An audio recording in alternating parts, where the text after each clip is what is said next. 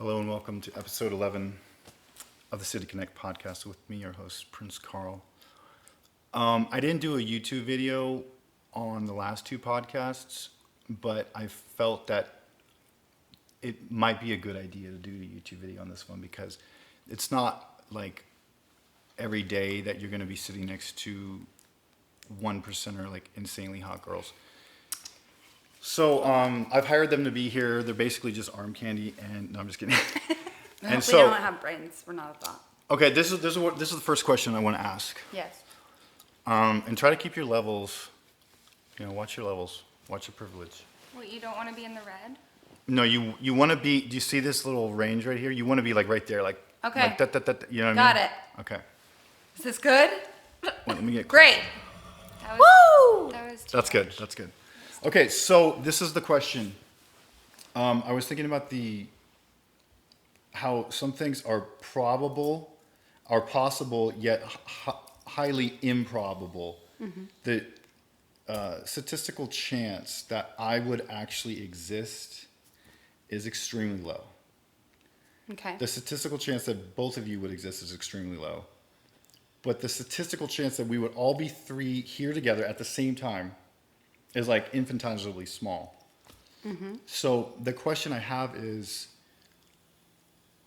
because like it's possible that it could happen, but it was the chances statistically are so small. Does that mean that there's some sort of like a destiny or like a plan for the universe, like it was supposed to happen? I don't know. I'm more empirical, so. What do you mean by empirical? Well, there's a book called You're Not So Smart. I forget the author, but it's just basically logical fallacies. I don't know. It's not really destiny. It's more of just whatever you create and whatever you do is there. It's just kind of like, I don't know if it's destiny. I don't know if it's fate. But then again, I'm also spiritual, so it's weird. I go back and forth with being empirical and spiritual. If it's destiny, great. But I also feel like getting things done requires action. And so you have to take steps in order for things to happen. You create your own destiny. But I do think that you can put thought into something and manifest something, but that takes action. I just don't think that you think something up and that things are supposed to happen. I think you have to make things happen. Right. But again, like the chances are so small. Like I'm going to talk real quick about how I'm going to build $1 billion business, trucking and logistics company. The chances of that actually happening are very, very, very small. But in my mind, the plan is so well laid out and I'm so dedicated and focused and I'm literally working towards this goal every day that I have no doubt that it actually will happen. Statistically speaking, rare. A P.F. Chang's waiter who used to be a Lyft driver will probably not have $1 billion trucking and logistics company. It is extremely small, but I know that it's going to happen. It is possible, but it's not probable. But that's why I'm saying, like, me existing is possible, but it's highly improbable. Yeah, statistically, you're probably not going to be a billionaire because even millionaires don't become billionaires. It's like, what are you going to do? So and what's the actions that you're going to take and the steps you're going to take to make that achievable? You know what I mean? It's kind of like... Real quick, I'm going to answer Cassie's question, and I'm glad that she set that up. And I want to introduce these beautiful young women who I have no idea why they're here on my podcast. Because now here's the thing. Let me explain that one. When I was in high school, I was a pretty good looking guy in high school, and I had a lot of young women that, they liked me, and it was like kind of this little, fan club. A little posse. My friend likes you, my friend likes you, my friend likes you. And I was like, I don't know what to do about that. Like, I was just like, okay, cool, I'm attractive, but I don't know what to do. So basically the girls would look at me like I was kind of always been a loner. Like I am a loner. Like I don't really have any friends. Little strange bird. Well, no, not strange. It's just, I'm a solo act. Like I'm going to start a business, but I'm not going to have like a bunch of partners and it's going to be me and the people that are working for me. We can't do something like that alone. You need other people. No, you absolutely do. But the people that are in that capacity It's not like I'm going to be like, call my guys up like, hey, let's start a business together. And then, okay, that's stupid because, you know, if you start a business with someone, you've immediately cut your ownership in half. So, okay, so what I was saying in high school is I was basically like, the girls would look at me and they'd be like, you're really good looking, but you're not cool. So I've never really felt like I'm very cool. Do you guys think I'm cool? Yeah, you're Like cool. I'm not really that cool though. Well, it depends on how you define cool. You know what I mean? Like how many people. I don't think Savannah thinks I'm cool. Bill Gates. I don't know where you're going with that. What I'm saying is the idea I had of myself in high school of being like this loner that like women wouldn't like, it's still going on today. Okay, well, it's what weird. about Bill Gates? I'm sure that he was a loner. Yeah. And he didn't think he was very cool in high school. And Right. now, look at how fucking cool he is. Yeah, he is cool. You know, he's cool because he's a leader. And first question is for Savannah. Where were you born and what time? Like, when and where were you born? Like, what's the beginning of your story? I was born here, right in Santa Monica. No way. Yeah, St. John's Hospital. On Are you 20th serious? In Arizona. Yeah. Do you remember that girl named Jen that was a hostess? Do you remember? I painted a painting of her. Anyway, she was born in Santa Monica. And I was like, no way you were born in Santa. Like, that's crazy. Like, no one's born I'm in. a Like, local. who's born here? Yeah. So, what date? What time? February 13th, 1990 at approximately 2:03 p.m. I was born at 2 in the morning too. No, p.m. Oh, p.m. No. Okay. So you're 30. Yeah. That's great. How does it feel to be 30? It sucks, but it's also... No, it doesn't suck. Guys, wait. It doesn't suck. Come on. Well, no. Okay, for me... This is, Well, there's like a stigma about like around turning 30. Right. That's why they have like, they don't have dirty 20 or dirty 40. They have dirty 30. can I... There's a whole... I actually thought up the whole thing about that, about exactly what you were saying. The last concert Nirvana ever performed was March 1st, 1994. On April 5th, 1994, Kurt Cobain went back to his home in Seattle, blew his brains out with a shotgun. It was very traumatic for me because I was in high school at the time, and that was the biggest band. Like, I almost got to go to a Nirvana concert, but I opted to go to the Pearl Jam concert instead. Terrible mistake. But he died at age 27. And so there's also Janis Joplin, Jimi Hendrix. Yep. Jim Morrison. Help me out, guys. Dead at What? 27 Club. Let's go. Who's that? Is that Jim Morrison? Janice. Oh, that's Janice? Wow. Okay, Anyway. so this is the question Amy Winehouse. I'm sorry. The question I have is, did these people somewhere around age 25 or 26 think to themselves, I'm realizing my own fatality. I'm realizing the own terminality of my life, and I'm no longer 25 and I'm 20. 27 is- So then they got to hold on. So they got to 27, and it's like maybe it was kind of like a drug suicide, or No, maybe what is they it just called at happened. 27? There's What? something that's, do you know what I'm talking about? The curse? Yes, there's when you, So it's a curse. 27 is, what is it Well, called? most famous people who have committed suicide or died were of age 27. You know, But okay, why? everybody What look is it it up. because they don't want to turn 30? No, like you look it did? up. It's 27. I forget No, I don't. exactly, but there's a whole thing around being 27. It's like the winter or something, or I forget. Look it up on Google. I don't know. I didn't know we were going to talk about this. If I did, I would have probably come It's with so it. weird. There's But- a band called Dead at 27. It's yeah, like this 27 is an age where you either it brings you down or you grow out of it. That's was my question. My question was, do you at age 27 think to yourself, I don't want to be a 30-year-old rocker, and I don't want to be living the 30-year-old life because that means getting old, so you just get super depressed?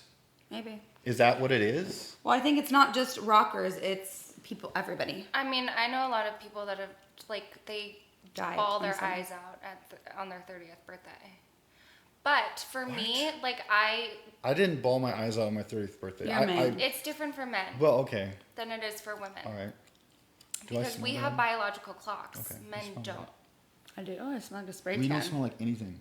I smell like a spray tan. It's awful. Wait, Yeah, spray tan. it's is kind not of like a good smell. pumpkin It's awful. spice. Ugh, It's like a pumpkin. Do you smell the pumpkin spice? it's terrible. I smell spray tan. Have you ever like smelled somebody's armpits just because like you're really into them? Yeah. Oh, yeah, I've done that. I've totally done that. all the time. I want to talk about bride napping before Yeah, I yeah, have yeah. to Bride go. napping. Because I What, have like, to go. when in are you like guys 10 kicking me out? minutes. We got to talk about this. 10 minutes. Oh my god. So we This have has been to. a quick podcast, guys. We're only 14 minutes in. I know. Bride napping. Check it out on Vice on YouTube. This is a real thing. This is Kyrgyzstan. It's a cultural thing where if you want a bride, you have to bride nap her, and you basically get your groomsmen together, and you get your minivan.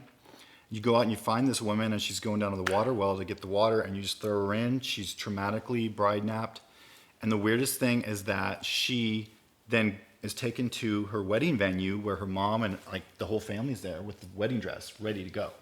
Like, put the wedding dress on, stop crying. You're getting married right now, and she gets married. And she gets married. So this is my question. Why a lot of these marriages work out, I'm gonna but tell do you they why. work out because the woman is in an impoverished situation and has no better options? Or is it just kind of like maybe she forgives the guy? Like, yeah, you did bride nap me. That was totally not cool. But Well, I- okay, You you, know, say like- impoverished situation, but is the man that she's married, are these rich men? no, these are like losers. I have something to say.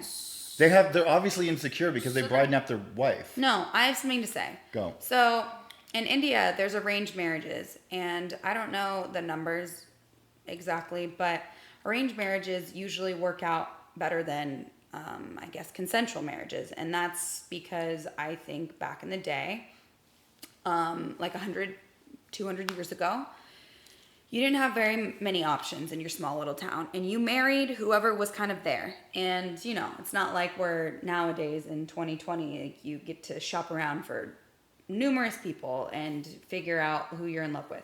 The more time you spend with somebody, then you genuinely end up loving them. So arranged marriages, it's like, yeah, you might not love them right off the bat, but it's an arrangement, and the more time they spend, they work through it, and then they're happier. They're happier, and like they did a study between consensual marriages and arranged marriages, and in the first 5 years, consensual marriages are more happy than arranged marriages, but then in 10 years, arranged marriages are more happy. So I think that because just culturally, since it is a thing, bride napping, that's whatever, if that's what it's called, I think that it's more acceptable, and it's kind of like an arranged marriage, even though it's really fucked up. And Right. It's a traumatic arranged it's marriage. fucked yeah. up, but it's like the women just kind of have to.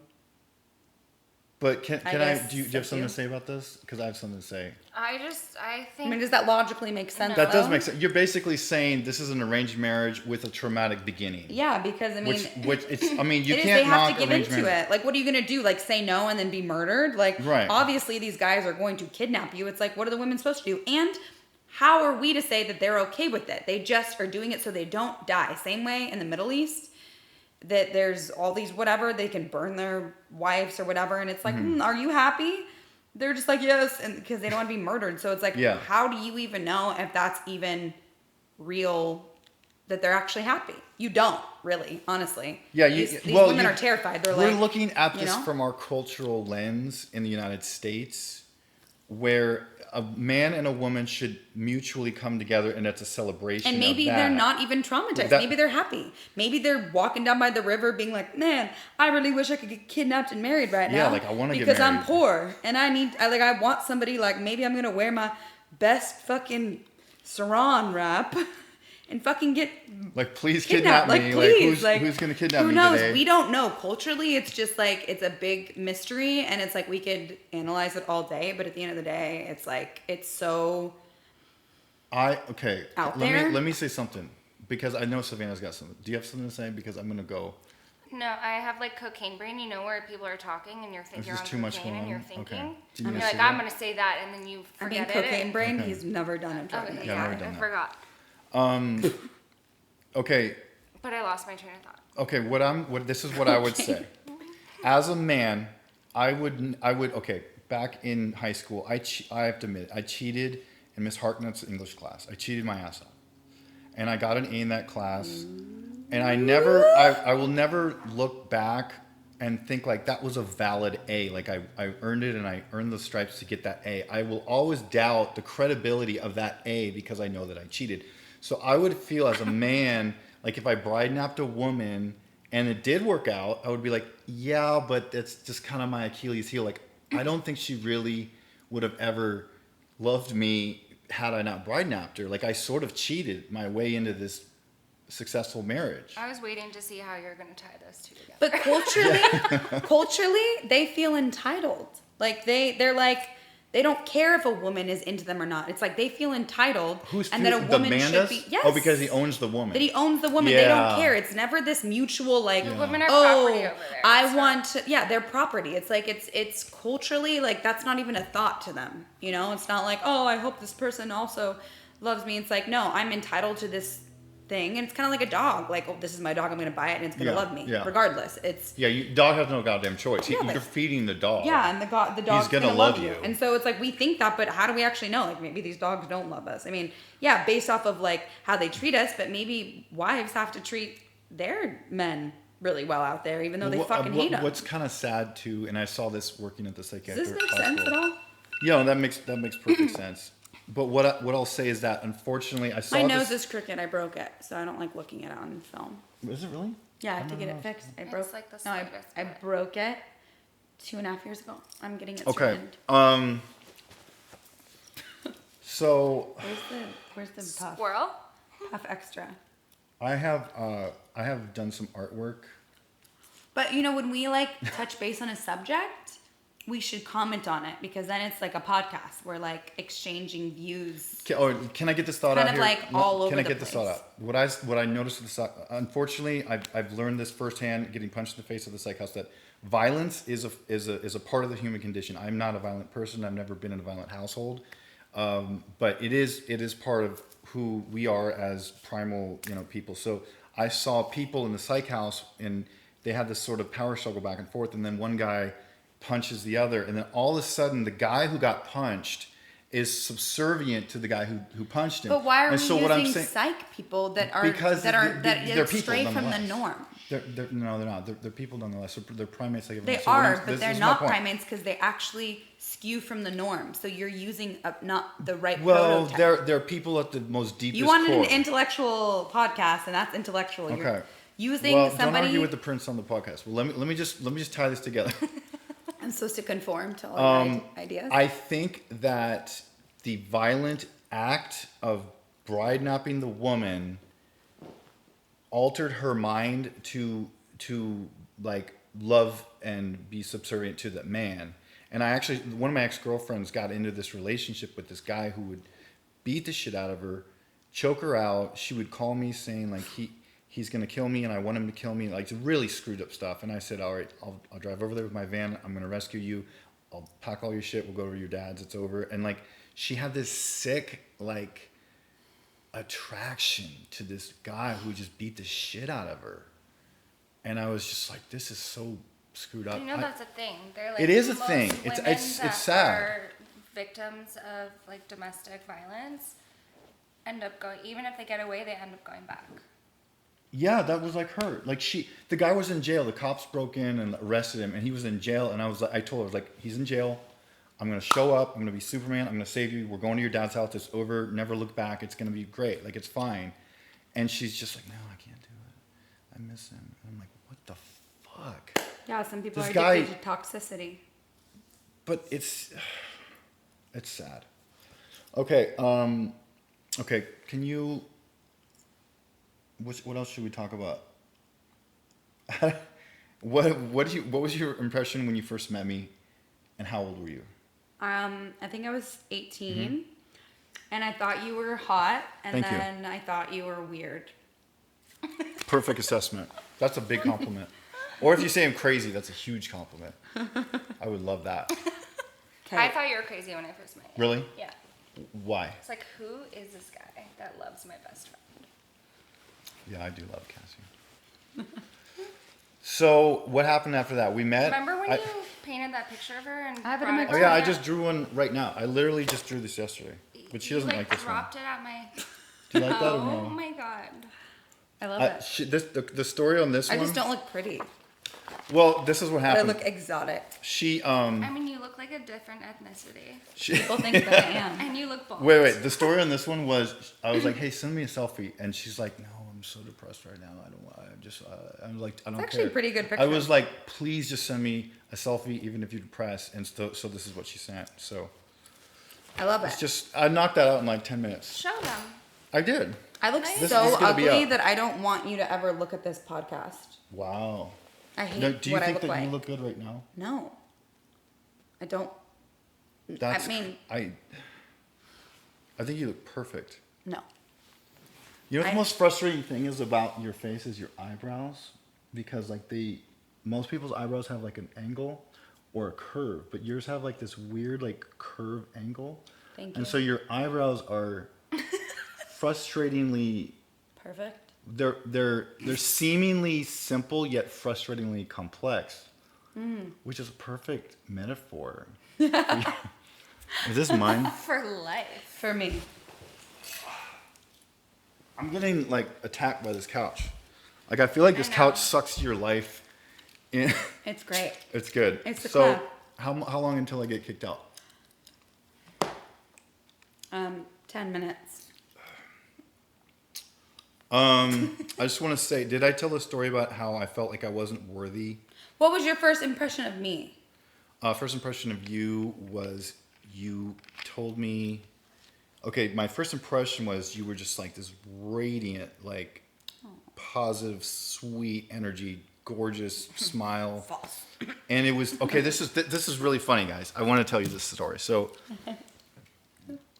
I would work at P.F. Chang's on a Sunday, and I was a father of 2 small children, unhappily married, obviously, and I was wearing a wedding ring. And so I would go to church with my children on Sunday mornings, and I was actually one of the chaplains of the church. I would distribute communion, sing the homilies, offer the benediction. Like I was like the assistant pastor, like in a robe, full white.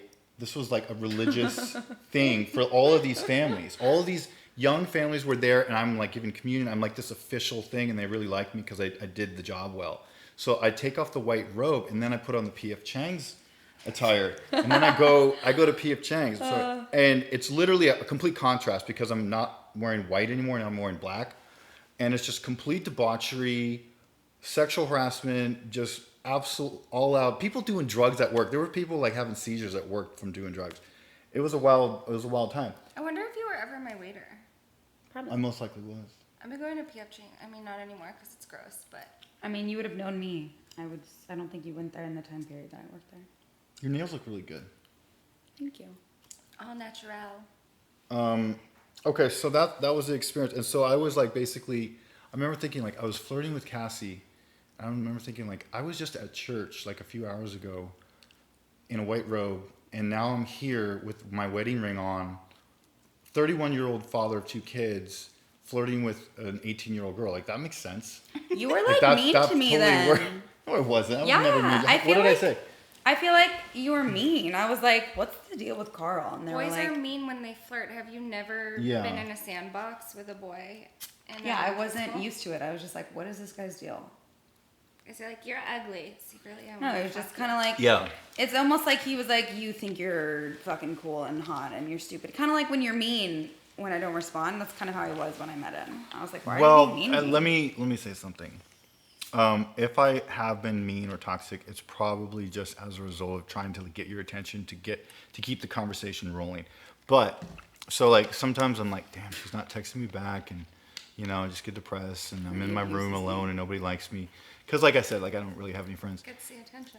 And so then, boom, get the attention. Now we got the conversation rolling again. But I have to admit that I have a lot of free time because I'm actually an instructor. I teach guys how to drive a truck. So 10 hours a day, like I'm just sitting on my bed, like watching Netflix. I have nothing to do. And, you know, my guy does my driving. So I look back on our texts, like all the way back to like 2018. Wow. And it was like literally the sweetest thing I think I've ever written. And I was really proud of it. So. Oh, what was Yeah, that? it was really sweet. And at one point, I think I gave you 8 bullet points on how to start a cult, which was really funny. There's some really good stuff in there. Maybe we should just publish that. I think so. See, what I like about you is that you are like, you live outward, like you're high profile. Like you would love it if like we went outside and paparazzi photographed you. Like you wouldn't be like, oh shit, like, you know what I mean? Like I've dated other women where it's like I'm always the one that's like, you know, attracting attention myself and selfies and all this crap. But what I like about you is you're definitely not. You don't shy away from the limelight. Is that right? I mean, yeah, I love it. I've been telling her you guys need to publish a book of just your text threads. You know what? Check this out. This is to the podcast. I actually thought back in the 90s. I feel like my nose looks crooked on this. I've never thought that in a million years. And I've painted you like 8 times. No, well, you haven't painted me since I broke it. What? I broke Let me it. see. Stop bringing attention to it, first of all. I did not notice a thing. I know it's subtle, but it makes a difference on film. Okay. Back in the 90s, guys, I went to high school from 1993 to 1997 when you guys were born. And we did not have cell phones. So the way we would text, like girlfriends and stuff, was all handwritten. Yeah, I know. Now, that's way more heartfelt, right? Wouldn't it be way more heartfelt if I wrote these sweet, like, texts with my own handwriting? And then you would recognize other people's handwriting. Like, you would see a document, like, oh, that's Savannah's writing, or that's Cassie's writing, or that's my mom's writing, or that's my aunt's writing, or that's my dad's writing. Like, I knew everybody's handwriting. What the hell happened? Yeah, when you had to memorize someone's phone number to call Oh, them yeah. on the landline. Yeah, I had like 20 numbers memorized. If it weren't for my phone now, I'd be dead. Go ahead. We have 3 minutes. Just Okay, 3 minutes. 3 minutes. I have to leave for my appointment. Can we stretch it to 5? 4.5? Okay. Thank you. That's a negotiating tactic right there. Someone that was says, impressive. I only want to spend like $20,000 on my car today, and you go up to, I don't know, maybe 24. So anyway, ex-girlfriend of mine, San Diego State, Crystal Fambrini. She taught me so many great things. I'm not gonna go down that rabbit hole, but she was a great person, and she has, to this day, she looks fantastic. I'll show you guys. She's 41. She's my age, and she looks great. And so she hired this guy named Shiraz, who claims to have made Paris Hilton famous and Kim Kardashian famous because he strategically placed photographers all over LA, and he would tell them to go here, here, and here, and the photographers would just flash them and they go, oh my God, I can't believe there's paparazzi here. I didn't know about this. And basically, I mean, let's be honest, Kim Kardashian calls the paparazzi on herself. A lot of those people do, and they've admitted to doing that. So he has this thing where you can have his masterclass. You pay him like $5,000, and then he'll like hire these low-level paparazzi people to come out and like flash you. And so she did it. And I'm like, you know, Crystal, if you don't like what I'm saying right now, you can come on my podcast because I've already invited you like 3 times. This is a question. Wouldn't you feel fake? Wouldn't you feel like, wait, I just paid this guy $5,000 and now he has these fake paparazzi flashing me and it feels great because I'm getting attention, but it's like not really sustainable because you're not famous for anything. So the question is this: is fame for sale? Yeah. Absolutely. You just have to Done. market yourself. Done. So, for example, one of my friends that's in the industry, I've acted in several more things than she has, but she has marketed herself better, so therefore it makes it look like she has done more than I have. Does she have fake And followers on Instagram? some fake, but some real. She's from having fake ones, she's obtained real ones. So it's just how you market yourself, and it's not real. I don't like social media. My ex-girlfriend has not been successful to this date at making herself a known entity. All right, let's wrap things up. So, did you feel I was like creepy because I kept painting you and? No, I thought it was flattering. Oh, that's sweet. Yeah, I have them. I love your eye colors. Thank you. Colors, plural. Well, color. It's like it's Green basically gray. it's a green gray with a tinge of like maybe turquoise, depending on the right light. And I've mixed that color like 3 times. And by the way, my artwork collection is making it to Texas. Yeah. So You got to make a new one. I had like 4 paintings. I was like stuffed them in the trailer. I did. I just drew that drawing, but you didn't like it. I love it. I just said I love it. I just Well, left the ball. when I texted you too, you didn't say anything, so I took that as like she's not feeling it. No, I think I was just busy doing something. I didn't It's even well look at done. it. It's just not flattering to Cassie. It's not flattering at all. But it's not beautiful flat- and exotic, and I but get it's why you Cassie, thought. Yeah. So that's beautiful. Like everything Cassie is beautiful. There's no, it doesn't really matter. Like, you know, how bad she looks. She could be like, you know, throw up in her hair, like, you know, smells awful. She's on the street. I would still be like, I love you. You're the most gorgeous thing I've ever seen in the world. On that note, On that note, we have to go. wait, can everyone give someone else a compliment? Can we all compliment ourselves? Carl has beautiful teeth, and I love them because they're imperfectly perfect. Wow. Do you like my eye color? I do. How would you describe it? Like hazel, I guess. A little Green. bit of green? A little bit of brown. A little bit of brown. A little bit of yellow. A little bit, yeah. Yeah. Are they? What? Why are your pupils so dilated, Savannah? I don't know. It's just normal me. Really? Yeah. It's really beautiful, but it's like your pupils Okay. are huge. We All gotta right, guys, go. we're gonna wrap this up. That So, is fucking weird. thank you so much to these beautiful women.